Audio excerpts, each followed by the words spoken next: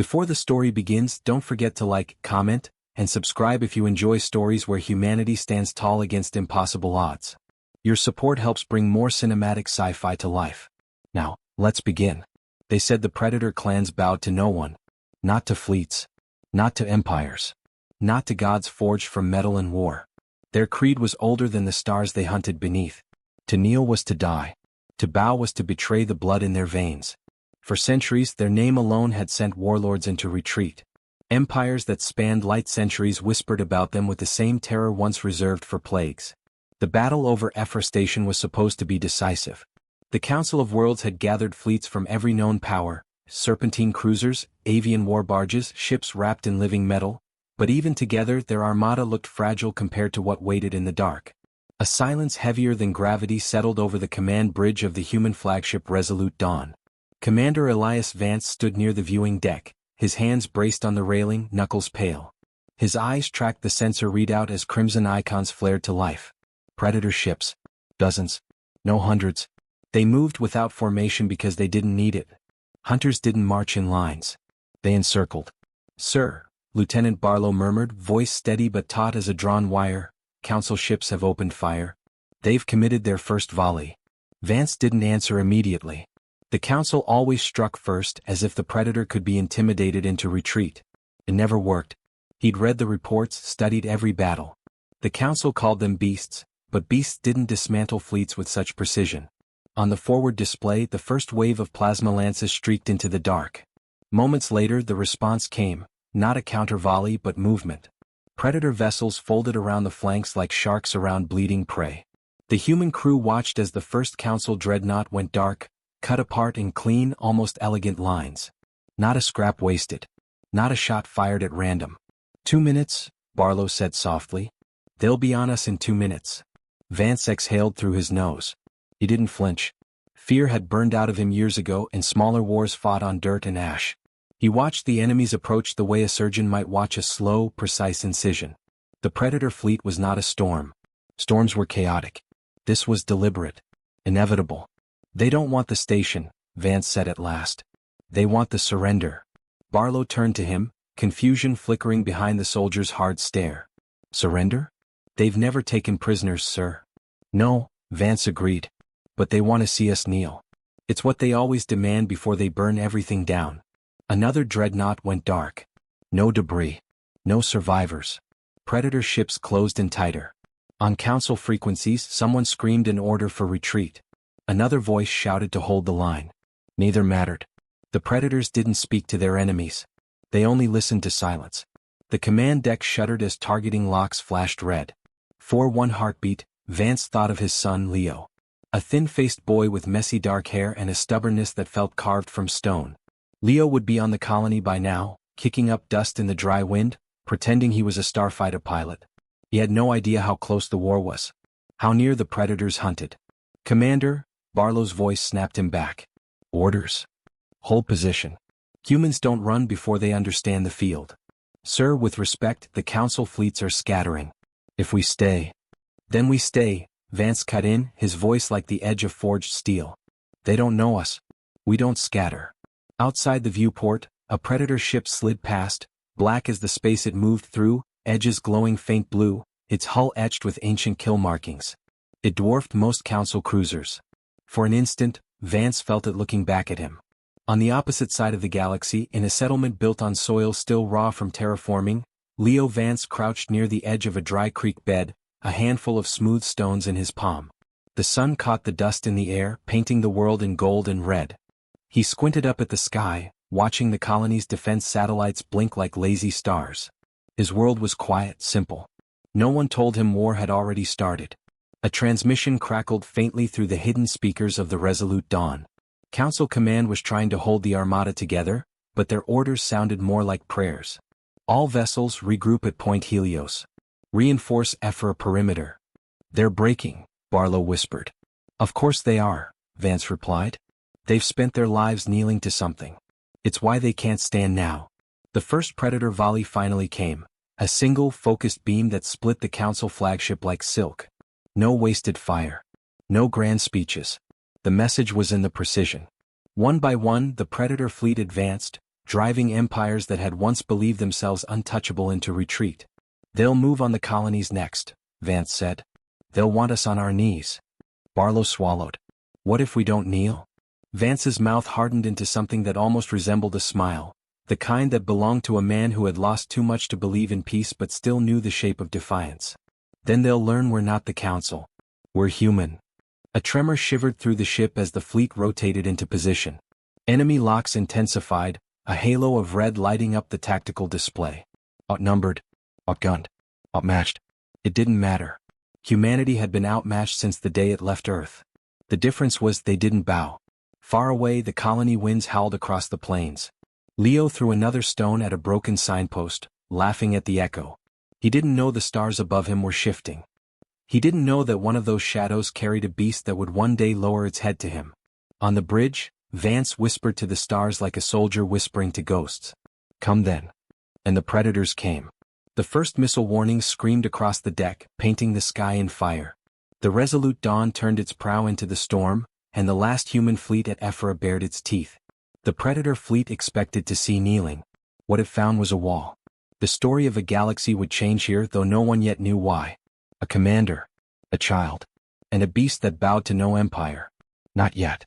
Dust hung in the air like soft gold as Leo Vance crouched near the ridge of the abandoned crash site. The wind combed through his hair and lifted the edge of his worn jacket, carrying the dry scent of old metal and scorched earth. The settlement stretched behind him in quiet lines of white composite buildings and blinking perimeter beacons, but Leo preferred this edge of nowhere. Here the sky was enormous, unbroken, and for a boy who dreamed of starships, it felt like standing at the edge of everything. A low thrum rippled through the ground, too deep to be thunder. Leo froze. The colony was far from any shipping lanes. Nothing ever landed here without warning. The sound grew into a vibrating hum that made the stones around his boots tremble. He rose slowly, shading his eyes against the sun as the horizon wavered like heat haze. A distant object burned through the atmosphere, shedding streaks of fire and smoke as it fell, fast, too fast. Not a council vessel. Not human. The impact was a muted roar, followed by the dry scream of stressed metal. Leo's heartbeat quickened, not with fear but with the raw, reckless curiosity only a child could possess. Adults would run back to the colony. Leo moved forward. He followed the column of black smoke curling up against the blue sky, boots crunching against loose shale. His breath hitched with each step, but he didn't stop. Somewhere ahead, something massive had just fallen from the stars. The crater was shallow but wide, its edges still smoldering. At its center lay a dark shape, angular, spined, and utterly alien. Its hull bore gouges like claw marks, as if it had been torn from the sky rather than flown down. Leo felt the heat on his skin, saw the light bending off its strange black surface. He should have turned around. He didn't. A sudden hiss split the air. A hatch unsealed with the sound of breaking pressure, and a figure emerged through the rising smoke. Tall, armored, silent. It moved like something carved from instinct rather than taught motion, graceful and coiled, each step sinking slightly into the scorched earth. Leo couldn't breathe. He'd seen predator images in his father's data logs, towering warriors with flesh like burnished stone and armor designed not to shield but to hunt. But no image had ever captured the weight of its presence. It was not a creature. It was a storm given bones. The predator stopped at the crater's rim, chest rising and falling in ragged breaths. Its left side was streaked with a viscous black fluid. Wounded. Leo took half a step back and gravel shifted beneath his boot. The sound was small, but the predator's head snapped toward him instantly. Its mask, a smooth plate with no visible eyes, tilted with the cold precision of a hawk locking onto prey. A low growl vibrated through the air, not quite a sound, more like the earth remembering how to be afraid. Leo's throat went dry. Every instinct screamed at him to run, but he didn't move. He wasn't sure if it was courage or simply that his legs refused to obey. The predator lifted a blade from its wrist, sleek, curved, glinting faintly in the sunlight. It was beautiful in a terrifying way. With a single lunge, it could cut him down before he even gasped. The wind shifted. Leo coughed on the smoke and something unexpected happened. The predator staggered. Its legs trembled slightly as if the ground beneath it had lost its strength. Its breath hitched, a sharp, guttural rasp. For the first time, Leo saw not just the legend but the weakness. It was bleeding heavily. He swallowed, then reached for the canteen slung across his shoulder. The gesture was clumsy, human, small. He unscrewed the cap and, with hands that shook only a little, held it out in front of him. The predator stiffened, head tilting further, blade raised high. A single breath could have ended Leo's life. Instead, the creature stared. The silence between them thickened until it was no longer empty. It became a choice. Leo took one step closer. The blade didn't move. The air shimmered with the heat rising from the crash. Leo felt the sweat gathering at his temples, his pulse pounding loud enough to drown out the world. He knelt slowly and placed the canteen on the dirt, nudging it toward the towering figure. The predator lowered its head fractionally, a motion that was less curiosity than calculation. The hunter considered the boy the way it might consider an unfamiliar weapon. Then, in a movement so fluid it barely seemed real, the predator retracted its blade. Leo almost didn't register it at first. The absence of threat was louder than the threat itself. The creature extended one clawed hand, enormous and scarred, and picked up the canteen between its talons. It sniffed it once, then tipped it against its mask. A soft sound, a click or a growl, escaped from within. The water vanished quickly. When the canteen was empty, the predator dropped it to the ground, not carelessly but gently. Leo dared to look up. The sun caught the edge of the predator's mask, and for the first time he noticed the subtle tremor in its stance. Not weakness. Not fear. Restraint. Somewhere in the colony behind him, a warning siren began to howl, a late alarm triggered by the ship's descent. The sound cut through the quiet like a blade through silk. The predator's head snapped toward the source, its entire frame tightening like a drawn bowstring. Instinct screamed through the air. Kill or be killed. That was its nature. That was the creed that had broken empires. Leo didn't run. He stepped forward again. The predator turned back, facing him fully now. It loomed over him like a living shadow, its breath a rasp of thunder. If it wanted to, this moment would end in silence and blood. But something flickered behind its mask. It had bowed to no one. It had torn fleets apart. But here, facing a boy who offered water instead of a weapon, it paused. The siren grew louder. The colony's defense drones would arrive soon. Soldiers would follow. If they saw this thing, they would shoot without hesitation. Leo didn't know why he whispered then. Maybe it was instinct. Maybe it was because the creature didn't feel like a monster anymore. Don't go, he said softly. The predator tilted its head again, listening to a language it didn't know, yet understanding something deeper. Its blade remained sheathed. Its breathing steadied. The boy was not prey. Dust swirled around them in the settling wind. The sound of approaching engines echoed faintly from the colony. Leo didn't know what would happen next. He only knew that something impossible had just occurred. The galaxy's apex predator had hesitated.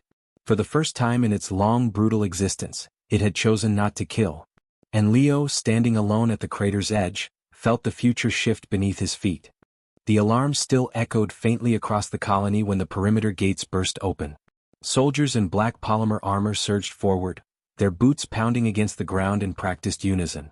Dust rose around them like smoke from an invisible fire. Commander Elias Vance was at the front, weapon drawn, expression carved into something that did not waver. His shuttle had landed before the Council patrol could respond. Speed mattered when the alarm involved unknown ships. Speed mattered when his son was on the surface. A cluster of defense drones fanned out ahead, their lenses glowing with cold blue light. The air was tense, heavy, as if the world itself braced for what it might witness. Reports had said a vessel of non-Council origin fell near the southern ridge. The readings had been brief, scrambled by the impact. But Vance knew that sector too well. His son loved to wander there. A dark thought moved through his chest like a blade's edge. "Keep formation," he ordered. His voice was steady, stripped of the softness it carried when Leo was near. "No shots unless I give the word." The team fanned out across the ridge. The heat from the impact still shimmered faintly above the earth. Blackened metal twisted in broken arcs, the wreckage half buried in the dirt. Vance saw the footprint first, not human, not Council. Three-pronged, heavy. His jaw tightened. Predator. One of the soldiers raised a scanner, and the display pulsed crimson. "Sir, biosignature matches their species. It's alive." Vance didn't answer. His gaze had already found something else, a small shape crouched near the crater's rim. Leo. His son's hair was wind-blown, his jacket smeared with dirt, his hands still clenched at his sides as if holding on to something that couldn't be dropped. For a heartbeat, Vance forgot to breathe. "Leo," he whispered. The boy turned toward the sound, relief flashing across his face, but he didn't run. He didn't move at all. Instead, he looked past his father, toward something that towered just behind him.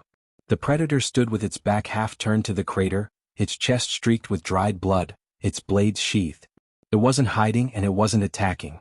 It stood like something ancient deciding what the next moment should be. "Contact," one of the soldiers barked, raising his rifle. The sound was enough to fracture the stillness. A chorus of targeting systems whirred into life, their crimson dots painting the predator's armored chest. "Hold your fire," Vance snapped. He stepped forward, putting himself between the soldiers and the beast without looking away from Leo. "I said hold." The predator didn't flinch at the sudden threat. It tilted its head slightly, the same measured, calculating motion Leo had described once when talking about a hawk he'd seen hunting in the fields. Its mask angled toward Vance. It recognized the authority in his stance, the steady way he faced down an apex predator without retreating. Leo's voice broke through the static air, small but clear. "Don't hurt him." Vance's stomach clenched at the word him. "Not it. Not thing." He moved closer, each step deliberate, making sure neither soldiers nor predator misread his intent. The wind caught the scorched scent of alien metal, the air hot enough to sting the lungs. When he was near enough to see the dried fluid crusted at the edge of its armor, he stopped. The creature could have torn through their ranks before anyone pulled a trigger. But it hadn't. "Leo," Vance said quietly, not taking his eyes off the predator, "step back. Now." Leo shook his head. The stubborn line of his jaw was too much like his father's. "He's not hurting anyone." The predator turned its head toward the boy. Something passed between them, something wordless and unfamiliar. Vance had read every military report on these creatures.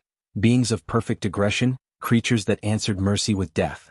And yet here one stood, motionless, its weapon idle, its focus fixed not on soldiers but on a child. Behind him, one of the soldiers whispered, "Sir, permission to neutralize." "Denied." "Sir." "I said denied," Vance repeated. His voice didn't rise but the soldier fell silent anyway. No one on this planet had authority over him. He was the commander of this sector, and the only thing he feared losing was standing 10 feet away. The predator shifted its stance slightly, not aggressive but steady. The faint sound of mechanical breath rattled through its mask, a low, rhythmic pulse. Vance realized something unsettling then. The creature was weak. Not from restraint. From blood loss. Its wound was deep, running along its flank, just below the armor plate. If it wanted to fight, it would have already. If it wanted to die, it wouldn't be standing. Leo moved closer. The soldiers raised their weapons again. The predator lowered its head, not by much, but enough that the gesture registered as deliberate. It wasn't surrender. It was acknowledgement. "Do you see that?" one of the soldiers muttered. "They don't do that." Vance heard him but didn't answer. He stepped into the space between the rifles and the alien. His own weapon hung loosely at his side, safety disengaged but barrel pointed at the ground. Every instinct screamed to protect the boy, but something more complicated pressed against it. A choice was unfolding, one that might burn the world down or change it. The sirens from the colony perimeter died away, replaced by the low hum of distant engines. The council would be here soon. Their policy was clear. No predator is to be captured, bargained with, or spared. No exceptions. But council law didn't command this ground. He did. "Leo," Vance said softly, "step behind me." Leo obeyed this time but only by a few steps. The predator tracked his movement like a shadow following light, not in hunger but in a strange, silent tether. Vance had seen soldiers trust their squad mates with less intensity. "Scan that wound," Vance ordered one of the medics. The man hesitated. "Sir, it's a predator." "Yes," Vance replied evenly. "And if it wanted us dead, we would be." The medic crept closer, scanner trembling in his grip. The device hummed softly as it passed over the creature's side. Data flickered on the display: internal damage, punctured plating, high blood loss. The creature didn't react to the intrusion. Its head remained turned toward the boy, as if measuring him against some silent code. The medic stepped back quickly. "Sir, it's dying." For the first time, Vance saw the faint tremor ripple through its stance. It wouldn't last the night. Not without help. And yet, even bleeding, it hadn't lifted a blade against them. It had chosen stillness. It had chosen to lower its head. In the distance, a transport's engines roared. Council reinforcements. The time to choose was narrowing. Vance's gaze flicked between the approaching horizon and the creature standing before him. Leo's small fingers curled around the hem of his jacket, grounding him in something far heavier than orders. The boy whispered, "Don't let them hurt him." Vance didn't answer immediately. He studied the predator's mask. Beneath it, there was no expression, no human softness. But he could feel the weight of its attention. This was not a beast acting out of weakness. This was something making a choice. When the first council dropships appeared over the ridge, their shadows spilling long across the ground, Vance finally spoke. "No one fires without my command," he said. His voice carried like steel through the air. "No one." The predator straightened slightly, the last strength gathering in its frame. It had bowed to no empire. Not to fleets. Not to armies. But now it stood at the center of a human colony facing soldiers who would kill it, and it remained still.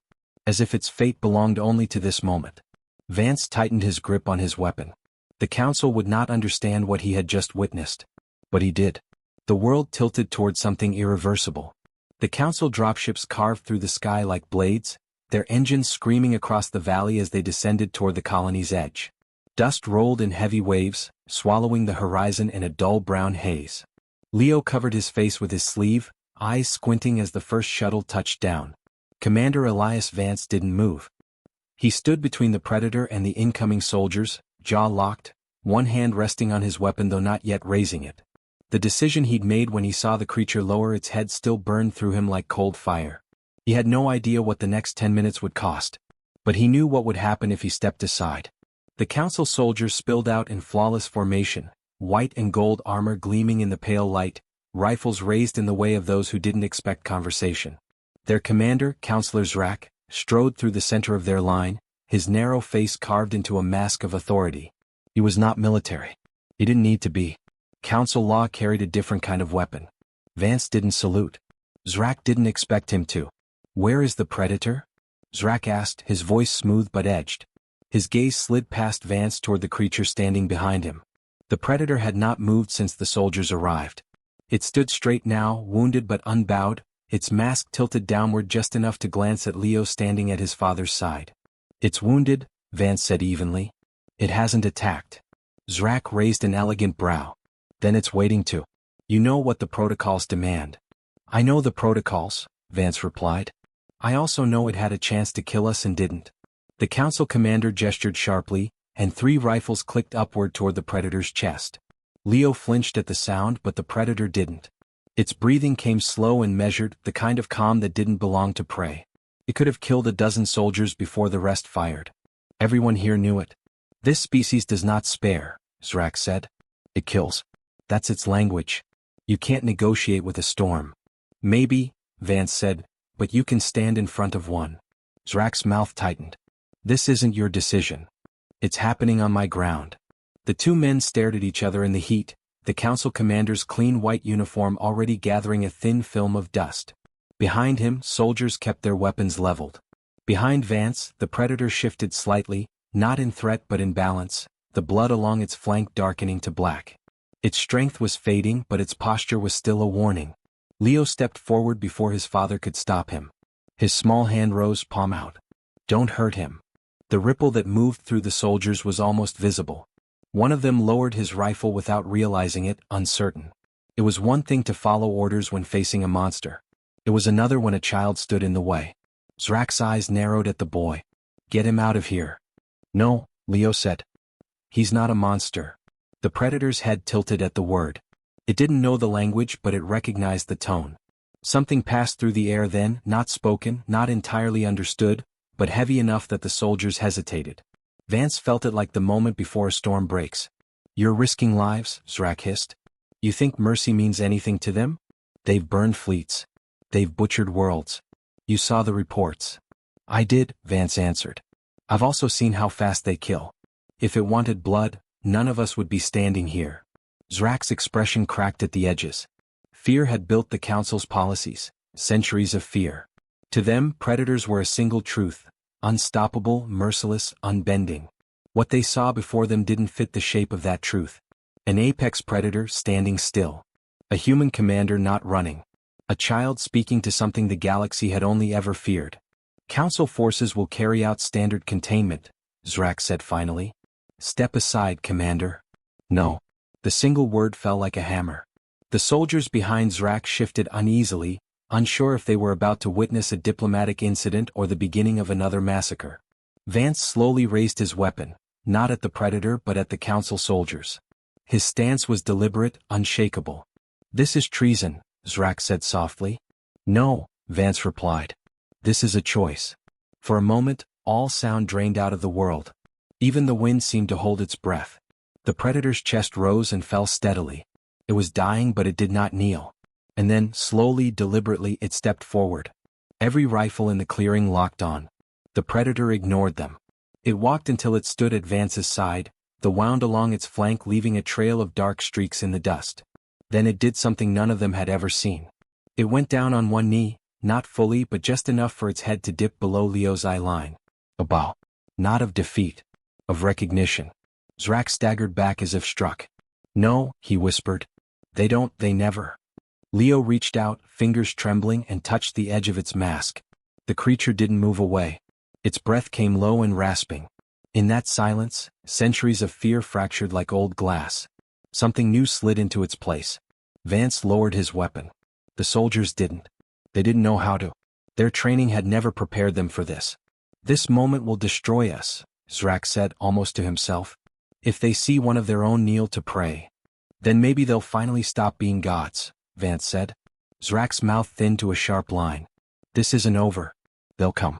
All of them." Vance already knew. A species built on pride would not ignore this. A single bow would ripple through their empire like a detonation. Every warlord. Every hunter. Every clan. They would not tolerate it.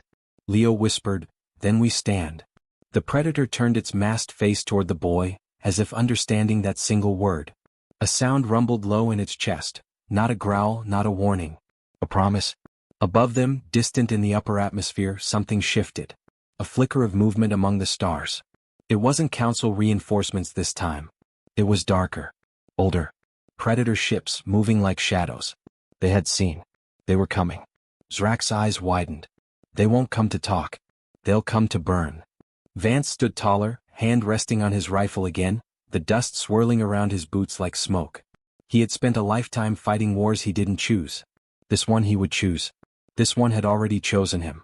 The predator rose from its kneel, slow and deliberate, standing once more at its full height. Its blood soaked the ground, but its stance was iron. Whatever it had once been to its kind, it was something else now. It faced the approaching storm not as a weapon of its people, but as something changed. Leo didn't look away. Neither did Vance. The first predator ship broke through the upper clouds, black as nightfall. The wind carried its thunder down to the valley. The war they all feared was on its way. And none of them would kneel. The air vibrated as the first predator warship broke through the cloud line. It was larger than any council vessel, its hull blackened with battle scars and lined with symbols carved deep into its frame, a language written not in ink but in blood and legacy. The ground shuddered as its shadow devoured the colony outpost. The soldiers who had once held their rifles steady now wavered, their courage thinning in the presence of something they'd only ever known through horror briefings and war reports. Leo gripped his father's hand, small fingers wrapping around hardened calluses. The boy's breathing was shallow, his eyes wide but unblinking. The predator beside them didn't flinch. It watched the descending ship with the steady calm of someone who knew exactly what storm was coming. Not an attack. An arrival. The council commander, Zrak, stumbled back 2 steps, his authority peeling away in the face of that looming silhouette. They sent the prime hunt," he whispered. "That ship only comes when a clan moves as one." Vance didn't answer. His gaze stayed fixed on the vessel. It wasn't fear that tightened his chest, it was the weight of inevitability. He'd known, the moment the creature knelt, that it wasn't just a gesture. It was a declaration. Predator law would not let it stand unchallenged. This wasn't just a hunt now. It was judgment. The predator standing beside Leo inhaled slowly, its shoulders rising and falling. Then for the first time it removed its mask. A collective gasp cut through the soldiers behind Zrak. The face beneath was fierce and scarred, built for war, but there was something else beneath the brutality. Intelligence. Calculation. It turned its gaze to Leo, and in that silent look, something passed between them, a promise sealed in the middle of a battlefield. Another ship followed. Then another. The sky was no longer a backdrop but a fleet. Dozens of predator vessels formed a descending halo over the colony, a ritual display of overwhelming dominance. The lead ship opened its bay doors and 3 figures stepped forward through the cascading heat, elder hunters draped in bone and steel, each movement carved with purpose. "They're not here to talk," Zrak hissed. "They are," Vance corrected softly. "Just not with you." The predator, the outcast who had knelt, stepped forward, its bare face lifted to the descending warriors. The three elders hit the ground like meteors, their boots crushing the dirt with a sound that wasn't just impact but authority. They towered over everyone, each one carrying a different weapon, a curved blade, a spear, and a hunting mask etched with ancestral lines. The tallest elder, the one with the blade, let out a deep, resonant sound. It wasn't a roar. It was language. Vance didn't understand the words, but he didn't need to. The outcast did. It answered with a shorter sound, guttural and sharp. A challenge. Zrak's face went pale. "It's invoking the right of blood. Against its own clan." Vance lowered his voice. "What does that mean?" "It means," Zrak breathed, "that only one side leaves alive." The colony became a silent ring.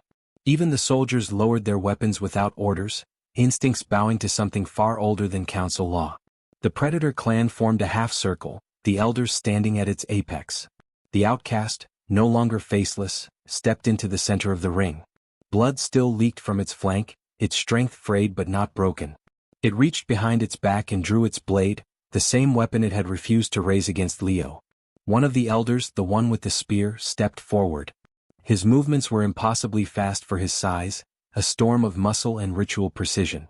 The outcast met him with a roar so low it shook the air. They clashed. Steel struck steel. Sparks painted the air.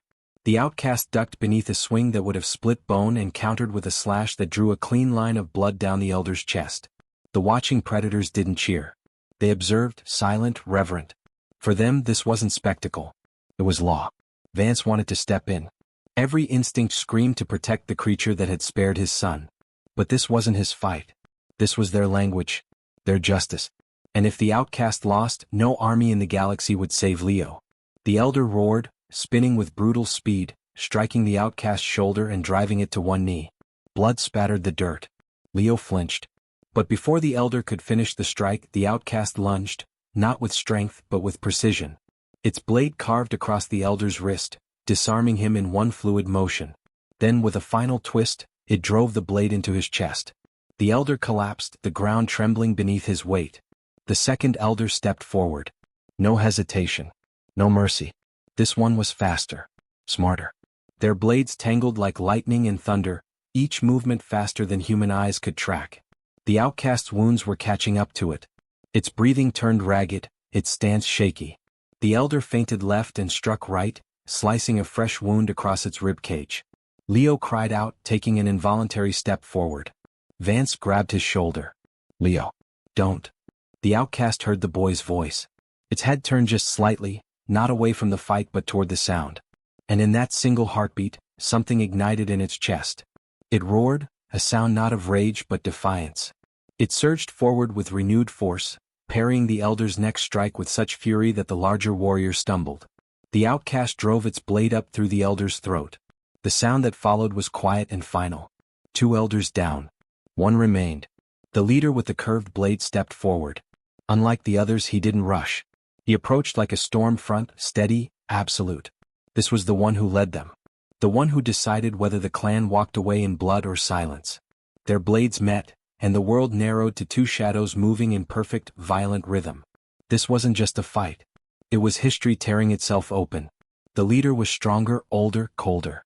But the outcast had something none of the others did, a reason to live. The fight dragged on. Each strike cost the outcast more blood. Each block drained more strength. Finally, the leader slashed low, sweeping its legs out from under it. The outcast hit the ground, gasping, blade trembling in its hand. The leader raised his weapon for the killing blow. Leo broke free from Vance's grip and ran forward, standing between them. The watching predators hissed low, a sound like 1,000 knives unsheathing. The leader froze, not in mercy but in shock. A human child had stepped into the right.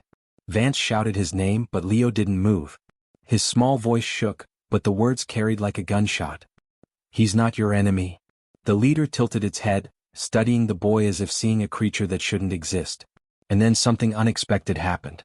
The outcast laughed, a hoarse, blood-wet sound that no predator had ever made in a battlefield. It used that heartbeat of surprise to lunge forward from the ground, slashing upward with everything it had left. The blade struck true. The leader staggered, clutching its chest as dark blood spilled down. The outcast rose, standing over the leader, both of them breathing like dying beasts. But the leader knelt, slowly, deliberately, in front of the boy. A silence deeper than fear filled the ring. One elder kneeling had been unthinkable. A leader kneeling was impossible. The surrounding predators dropped their weapons, not in surrender but in recognition. The outcast turned toward Leo, then Vance. It didn't need to speak.